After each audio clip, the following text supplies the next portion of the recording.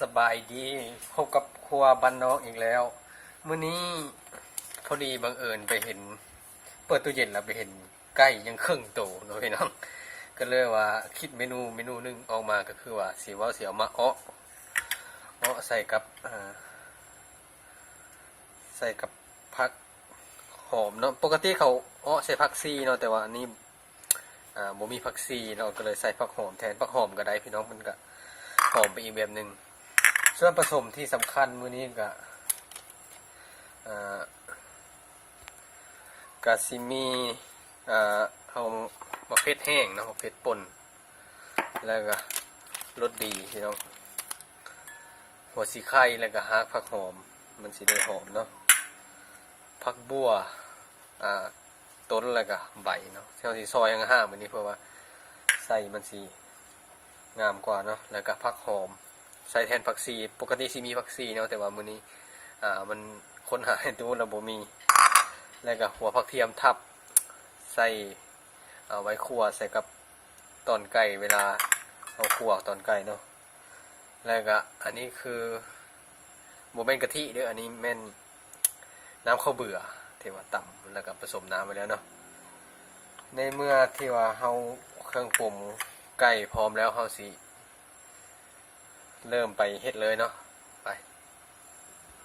โอเคเนาะเฮาเริ่มกันเลยขั้นตอนทำอีทเฮาก็เอาน้ำมันใส่เนาะจักบ่วงนึงพี่น้องน้ำมันพืชนี่แหละใส่บ่วงนึงแล้วก็ เอามาปรุงตอนใกล้กันก่อนเนาะ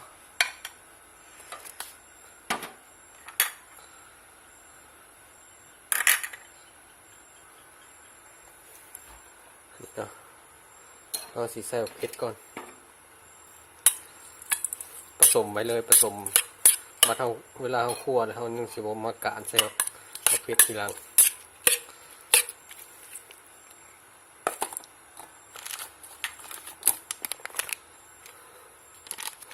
แล้วก็รสดีพี่น้องสำหรับสูตรนี่ผมมีตายตัวนะพี่น้องอันนี้เฮ็ดน้อยก็ใส่น้อยเฮ็ดหลายก็ใส่หลายเพราะว่าอย่างเงี้ยเอาสิบ่ใส่หลายเอามู่ถามมาว่าเป็นยังเฮ็ดกินได้เลยเพื่อคือบ่เห็นใส่แป้งนัวเนาะกำลังสิบอกอยู่เนาะว่าข้าพเจ้ากำลังสีลดแป้งนัวเป็นไปได้ก็บ่ต้องกินพี่น้องมันอันนี้เขาว่ามันบ่ดีปานใดเนาะสำหรับเฮาปรุงไปนี้แล้วก็เปิดไฟโอเคเราต้องเกี่ยมน้ำข้าวเบื่อไว้เลยเด้อพี่น้อง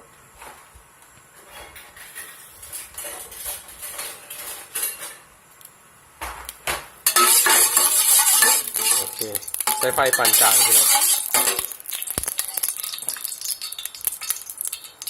กระเทียม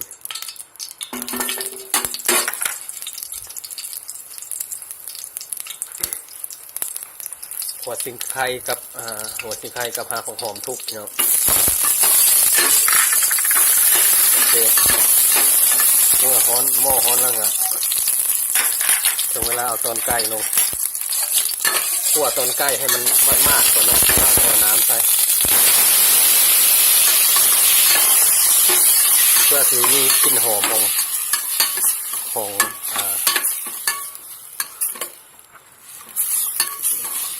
การคั่วแต่ก่อนเพราะว่าให้มันแซ่บเนาะอันนี้คือสูตรของข้าพเจ้าเองเนาะสูตรคนอื่นเสียอะไรก็บ่รู้แต่ว่าอยากแชร์สูตรนี้ให้ไปลองเฮ็ดของเบิ่งเนาะสำหรับสูตรข้าพเจ้าใกล้เครื่องโตพี่น้องใกล้น้อยเดี๋ยวมันค้างตัวเย็นก็เลยมาเฮ็ดให้พี่น้องเบิ่งเนาะคนไปจนกว่าชิ้นไก่สีเป็นสีซีดขาวๆนะพี่น้องแล้วค่อยเติมน้ำข้าวเบื่อเป็นอย่างต้องใส่ข้าวเบื่อเนาะเป็นการใส่ข้าวเบื่อที่ให้มันเหนียวแล้วก็น้ำกับบุหรี่น้ำเขามันเหนียวมันเฮ็ดกินมันเป็นแนวมันแล้วเนาะของเฮ็ดอย่างกับเขาก็ต้องคาดบุหรี่ข้าวเบื่อถ้าว่าไผ่บุมีข้าวเบื่อก็ถ้าเอาแป้งก็ได้พี่น้อง แป้ง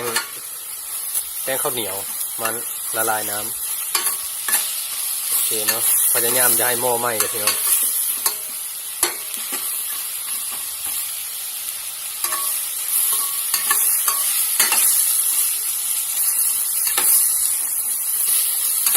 เราต้องเตรียมน้ำมาไว้ข้างๆพร้อมเพราะว่าน้ำข้าวเบื่ออย่างเดียวคือที่บ่พอโอเคเนาะในเมื่อเห็นสีมันตายแบบนี้แล้วก็เลยต้องเติมน้ำต้องเติมน้ำข้าวเบื่อเข้าไปจะได้หม้อสิไหมเนาะโอเค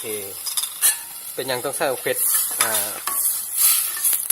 มะเขือป่นเนาะเพราะว่าให้สีมันงามเหลือง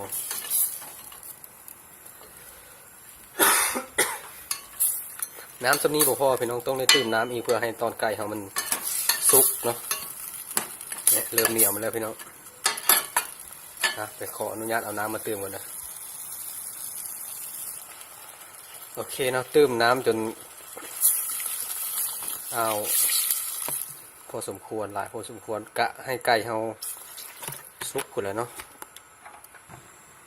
โอเค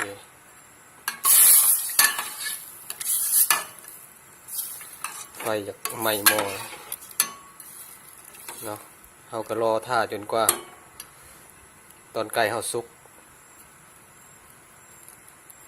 เดี๋ยวสิตัดต่อไปใส่ตัวมันสุกเลยเนาะ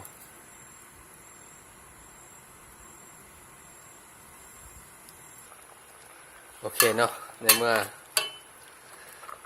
ไก่เขาสุกแล้วก็น้ำก็สีแห้งอยู่ในประมาณนี้เดี๋ยวลืมบอกไปอันนึงลืมขาดไปหนึ่งก็คือใบขี้หูดพี่น้องขอโทษอันหลายๆลืมบอกว่ามีใบขี้หูดเนี่ยใส่ใบขี้หูดมันสีหอมต้มไก่ใส่ใบขี้หูดมันแนวมันอยู่แล้วพี่น้องเมนูไก่เนาะอันนี้ในลักษณะนี้เอาสีใส่ใบขี้หูด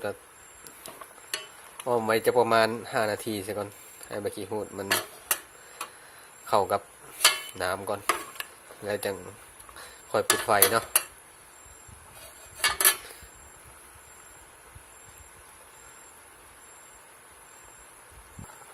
โอเคครบ5 นาทีแล้ว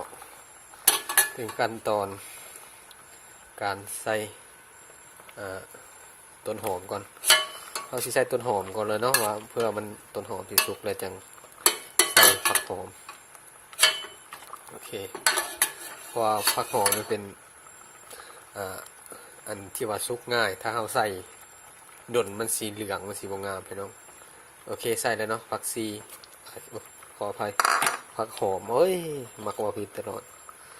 แล้วก็หอมบัวสำเร็จพี่น้องปิดไฟมันก็สิได้หน้าตามาเลยนี้ไก่สูตรง่ายๆสูตรบ้านๆครับพี่น้องไผ่ก็เฮ็ดเป็นเนาะถ้าว่าไผ่ยังบ่ทันเฮ็ดเป็นก็ลองเอาสูตรนี้ไปใส่ลงเบิ่งเนาะโอเคเนาะถึงเวลาเสิร์ฟอย่าลืมเนาะถ้าว่าไผ่มักก็อย่าลืมกดไลค์กดแชร์เนาะคอมเมนต์มาว่าอยากให้เฮ็ดเมนูใดถ้าว่าเฮ็ดได้ก็สิเฮ็ดเนาะถ้าเฮ็ดบ่ได้ก็สิขอติดหนี้ไว้อย่าลืมกดติดตามเด้อพี่น้องเพื่อให้เป็นกำลังใจให้แก่ชาแนลของเราเนาะเป็นถือว่าสิเป็นชาแนลน้อยๆก็ให้มีคนติดตามหลายๆเนาะสำหรับซองเฮาก็